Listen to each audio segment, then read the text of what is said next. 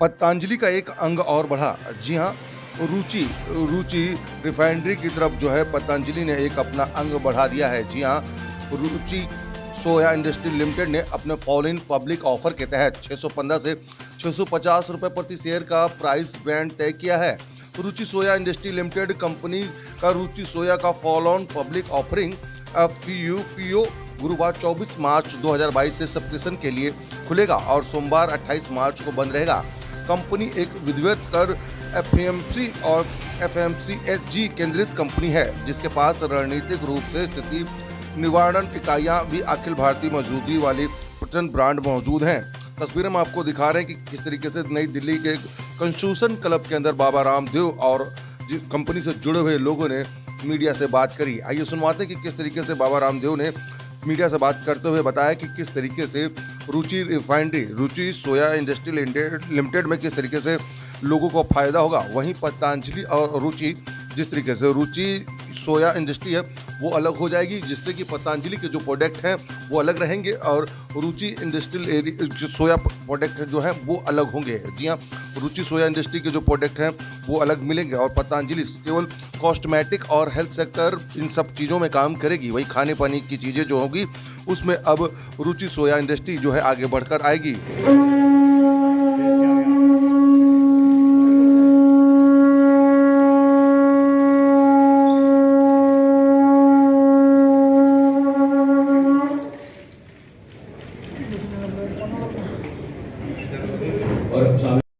अब वेल्थ देने की बात है। मैंने आज से 20 वर्ष पहले कहा था कि एक व्यक्ति की मौत किसी बीमारी से ना हो और किसी भूख से ना हो, रोग मुक्त दारिद्र्य मुक्त भारत बने मेरा। इस सपने के साथ आज से 45 साल पहले हम योग के पथ पर चले थे और योग और कर्मयोग मूलक उद्योग के माध्यम से आज सांस्कृतिक समृद्धि के सोपान चढ़ते हुए आज इस मुकाम पर हम पहुंचे हैं कि पतंजलि परिवार के लिए यह एक बहुत बड़ा दिन है कि आज आम आदमी के लिए इशू लॉन्च हो रहा है। इससे पहले जो एंकर इन्वेस्टर्स होते हैं, जो बड़े इंस्टीट्यूशनल इन्वेस्टर्स होते हैं, उन्होंने जो उनके हिस्सेदारी के 1290 करोड़ रुपए थे, आए तो हमारे पास में 3000 करोड़ रुपए से ज्यादा थे, लेकिन क्योंकि उसके का एक वैधानिक प्रावधान है कि हम उसमें 1290 से ज्यादा नहीं दे सकते थे। वो कल सेबी की वेबसाइट पर सबने देख ही लिया है। और मुझे पता लगा कि करीब 7-8 करोड़ लोग मात्र इस कैपिटल मार्केट से, इक्विटी मार्केट से जुड़े। अधिकतम शायद 9 से 10 करोड़ लोगों ने ही मात्र शेयर लेने के लिए डीमैट अकाउंट खुलाए और कुछ के तो खाते ही खुले, शेयर नहीं खरीदा। कुछ चंद लोग इस समृद्धि का लाभ उठाते हैं क्योंकि IPO इनिशियल पब्लिक ऑफर या FPO follow on public offer, और इसमें किस कंपनी में इन्वेस्ट करना चाहिए, किस में नहीं करना चाहिए, किस कंपनी का क्या उसका टॉप लाइन है, क्या उसका बेस लाइन है, क्या उसका प्रॉफिटेबिलिटी है, क्या उसका एबिटा है, और किस तरह के बिजनेस कैटेगरी को कितना मल्टीपल मिलता है, 10 मिलता है कि 20 मिलता है कि 30, 40 की 50 गुना मार्जिन का, प्रॉफिट का जो है एबिटा का मल्टीपल मिलता है। ये आम लोगों की बात समझ में आती नहीं थी, और आती भी थी तो लोग इसको इग्नोर कर देते थे। इसलिए हमने सोचा कि हमने जैसे योग को जन जन तक पहुंचाया, स्वास्थ्य के संदेश को जन जन तक पहुंचाया, तो समृद्धि का भी सबसे प्रगतिशील कोई माध्यम है तो वह शेयर मार्केट, इक्विटी मार्केट या कैपिटल मार्केट। यद्यपि इसमें जोखिम है, सावधानियां हैं। सावधानियां तो कहां गई है? सावधानी हटी दुर्घटना घटी, हमारे गुरुजी हमको पढ़ाते इसमें कई बार बोला करते हैं। सावधानी पूर्वक, धैर्य पूर्वक, दूरदर्शिता के साथ देखभाल करके कोई निवेश करता है तो कंपनी को तो पहले ही दिन जो इन्वेस्टर्स हैं वो एक बड़ा प्रॉफिट, बड़ा मार्जिन उसको देते हैं। लेकिन इन्वेस्टर्स भी यदि धीरज के साथ काम करते हैं और सही दिशा में निवेश करते हैं तो वह भी एक इस प्रगति के, समृद्धि के दौर में वो भी समृद्धि के सोपान चढ़ सकते हैं। और ऐसी ही कंपनी है रुचि सोया। दो कंपनियों का नाम सुनकर के काफी लोगों में कई बार ऐसे लगता है कि कहीं कोई घालमेल तो नहीं है, एक तरफ पतंजलि, दूसरी तरफ रुचि सोया। और इसीलिए हमने प्रिंसिपली डिसाइड किया और डीआरएसपी प्लान के बाद आरएसपी प्लान में भी हमने प्रिंसिपली एग्री किया कि आप पतंजलि एज ए बिजनेस कहो, एज ए उद्योग कहो, एज ए ब्रांड कहो, एज ए पोर्टफोलियो कहो, पतंजलि मेडिसिन में काम करेगा, herbal cosmetic, hair care, dental care, skin care इसमें कार्य करेगा, पतंजलि वेलनेस के लिए कार्य करेगा और पतंजलि हेल्थ, एजुकेशन, रिसर्च और जितने भी सोशल रेस्पॉन्सिबिलिटी के काम हैं, चैरिटी के काम है बहुत बड़े पतंजलि के हिस्से में, उनको पतंजलि करेगा। तो पतंजलि का पोर्टफोलियो मैंने आपको बता दिया। अब रुचि सोया जिसमें कोई कंफ्यूजन नहीं है कि ये एक ऐसा काम है जिससे हम करोड़ों लोगों को जोड़ना चाहते हैं, कार्य से भी और इस समृद्धि के पूरे अनुष्ठान से। तो Ruchi Soya this is not only a oil company और कमोडिटी कंपनी, इसके भी चार बड़े खंभे हैं, चार बड़े पिलर्स हैं। एक है मेरे बैग में एडिबल ऑयल, एक एनसीएलटी प्रोसेस में गई भी दिवालिया कहो या बीमार कहो, लाचार कंपनी कहो, उसको वहां से हमने उभारा। कहां तो 200-250 करोड़ रुपए का प्रॉफिट करने वाली और हजारों करोड़ का लोन का बोझ अपने सिर पर ढोने वाली, और उसके बाद जब एनसीएलटी प्रोसेस में थी तब भी 300, 400, 500 करोड़ रुपए से ज्यादा कभी इस कंपनी ने प्रॉफिट नहीं किया। हमने लगभग 12-13 हजार करोड़ का टर्नओवर करने वाली, 300, 400, 500 करोड़ का प्रॉफिट करने वाली कंपनी का पूरा टर्न अराउंड किया। प्रोफेशनल मैनेजमेंट, कॉर्पोरेट गवर्नेंस, पूरी ट्रांसपेरेंसी और एक रेस्पॉन्सिबिलिटी लेकर कि खाद्य तेलों में विदेशी कंपनियों के एकाधिकार को हमने चुनौती दी और हमने एनसीएलटी प्रोसेस से इस कंपनी को टेक ओवर किया और इसके वार्षिक इसके कारोबार को लगभग द्विगुणित करके और इसके एबिटा को लगभग त्रिगुणित करके हमने एक कीर्तिमान बनाया। काम किए जा सकते हैं हिम्मत के साथ और इसका एडिबल ऑयल का भी कार्य आज पूरा देश देख रहा है। जिस कंपनी के शेयर जब हमने लिए थे कभी 7 रुपए के हुआ करते थे, आज लिस्टेड आइडेंटिटी है, 1.1% उसका मार्केट में शेयर ऑलरेडी है, 18% अभी लिक्विडेशन हम कर रहे हैं, दिसंबर तक 6% और करेंगे। जिस तरह से लोगों ने विश्वास किया, मैंने कभी इस मार्केट को इस तरह से बिहेवियर करते हुए देखा नहीं था कि 7 रुपए का शेयर कहां एक शिखर पर पहुंच गया। लोगों ने मुझसे पूछा कि आपको पता है कि इसका शेयर कितना जा चुका? मैंने कहा मुझे परफॉर्मेंस का पता है, परसेप्शन का नहीं पता है। और आज मैं कह सकता हूं कि हमने एडिबल ऑयल के साथ साथ इसमें 3 और स्ट्रॉन्ग पिलर जोड़े। एक का नाम है न्यूट्रिला सोया चंक्स। इस देश में सोया बड़ी खाना, उसको बेचना, उसकी ब्रांडिंग वो न्यूट्रिला ने सिखाई। आज लगभग 50% मार्केट शेयर वो न्यूट्रिला के पास है और न्यूट्रिला ने एक नया कीर्तिमान बनाया। इस देश के एक सबसे बड़े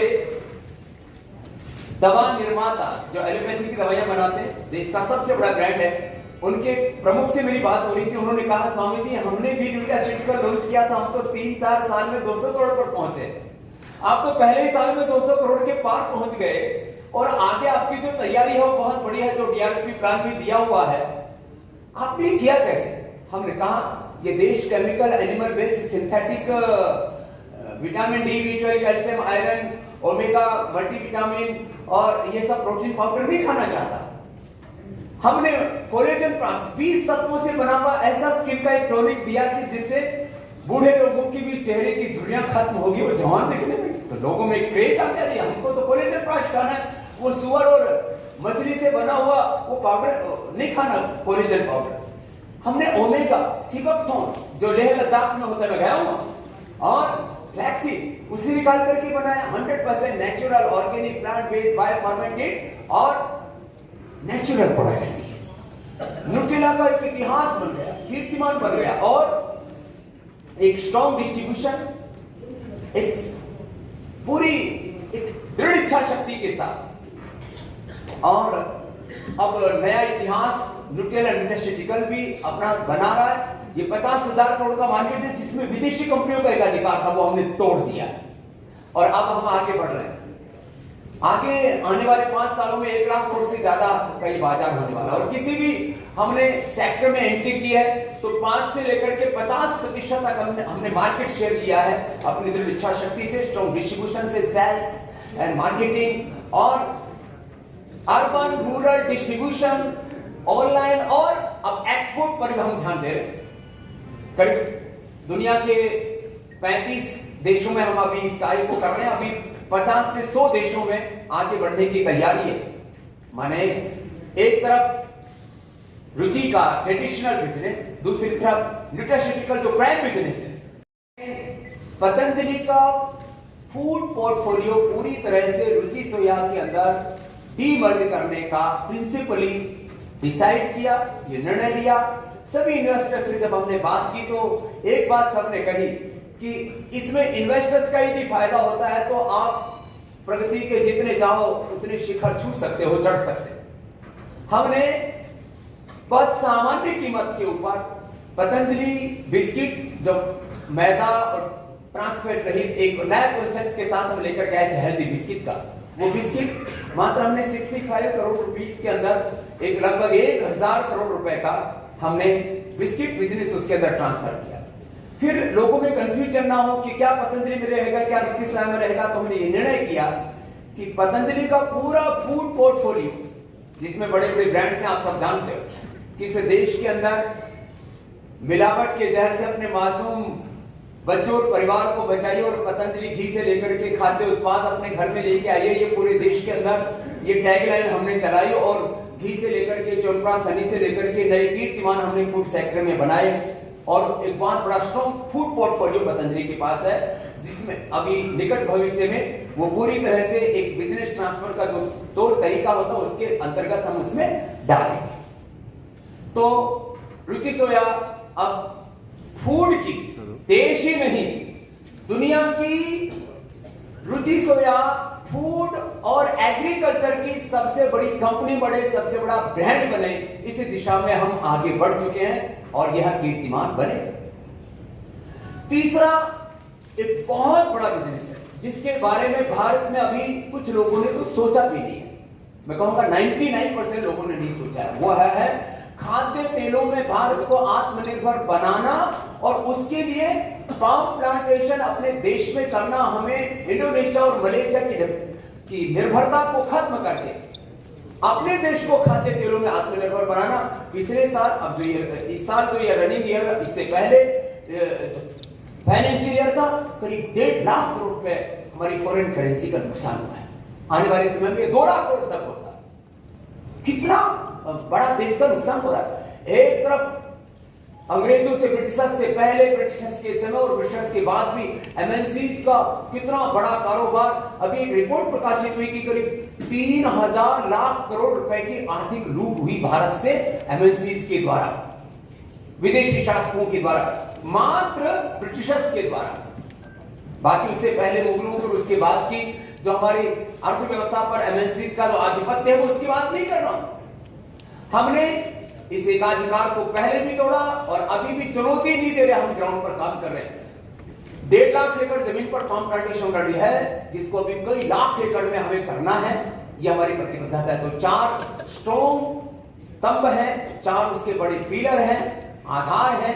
एक ट्रेडिशनल ऑयल बिजनेस, जिसमें हम वर्जिन ऑयल और जितने भी फिजिकली रिफाइंड ऑयल, फिर रिफाइंड ऑयल और इस दिशा में घी से लेकर के बाकी सारी चीजों को हम आगे बढ़ा रहे हैं। स्ट्रॉन्ग फूड पोर्टफोलियो, न्यूट्रास्यूटिकल्स और पाम प्लांटेशन।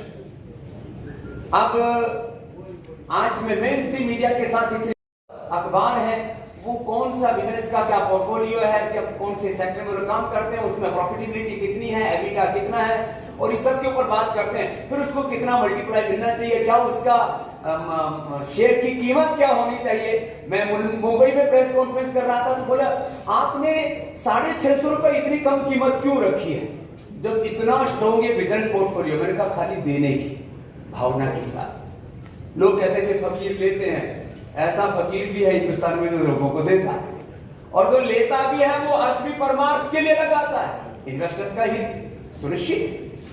लेकिन पतंजलि के पास जो भी अर्थ आएगा उसको परमार्थ में ही लगाया जाएगा, ये हमारी प्रतिबद्धता है। ट्रस्टीशिप किस जब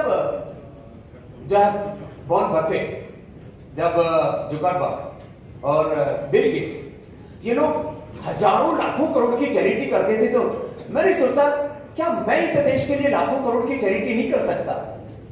कर तो सकता हूं, लेकिन माध्यम क्या होगा? पहले तो हमने भीख मांग के देखी, वो तो हमारा ट्रेडिशनल बिजनेस है। माने आजकल अंग्रेजी में हर काम को बिजनेस बोलते हैं, तो हम तो जो है दीक्षा से माने लाइसेंस से हम तो इंटरनेशनल भिखारी, लेकिन हमने कहा भीख मांग कर इस देश में लाखों करोड़ की चैरिटी नहीं की जा सकती। तो अब ये लिस्टिंग की पहली शुरुआत है, इसलिए मैंने आप सबके साक्षी में इस कार्य की उद्घोषणा की है कि अब लिस्टिंग के द्वारा यहाँ एक नई यात्रा शुरू हो रही है। और इसमें अभी रुचि सोया की लिस्टिंग है, फिर आगे पतंजलि की भी लिस्टिंग होगी, पतंजलि मेडिसिन की भी आयुर्वेदिक जो औषधियां हैं, और पतंजलि जो है पर्सनल केयर की भी लिस्टिंग होगी, फिर आगे पतंजलि का वेलनेस और सेवा के जो नया आयाम है वो हम गढ़ते रहेंगे, चढ़ते रहेंगे। आज मैं इतना ही कहना चाहता हूं कि इसमें कुछ चंद लोग ही क्यों भागीदार बने। अब ये आपको पता है कि जिन लोगों ने आज से 20-25 साल पहले, किसी ने बजाज के, किसी ने टाटा के, किसी ने बिरला के, किसी ने और अडानी के, किसी के भी अंबानी के, किसी ने 2 रुपए में, किसी ने 10 रुपए में, किसी ने 20 रुपए में शेयर खरीदे थे, आज वो 2 रुपए, 10 रुपए और 20 रुपए की शेयर की वैल्यू क्या है?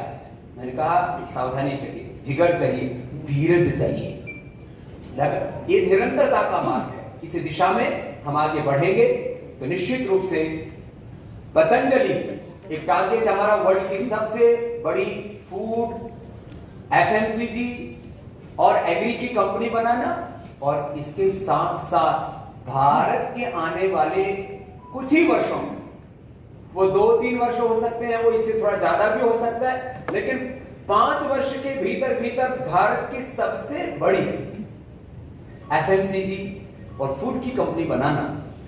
तो ये क्योंकि मेरा थोड़ा कॉमन स्टेटमेंट है, क्योंकि हम पतंजलि एक मदर कंपनी है और इस दिशा में आगे बढ़ चले हैं। और जब ऑटोमोबाइल में, मोबाइल में, कैमरा में, हर चीज में विदेशी ब्रांड्स ग्लोबल ब्रांड हो सकते हैं, तो रुचि सोया और पतंजलि क्यों नहीं ग्लोबल ब्रांड हो सकते?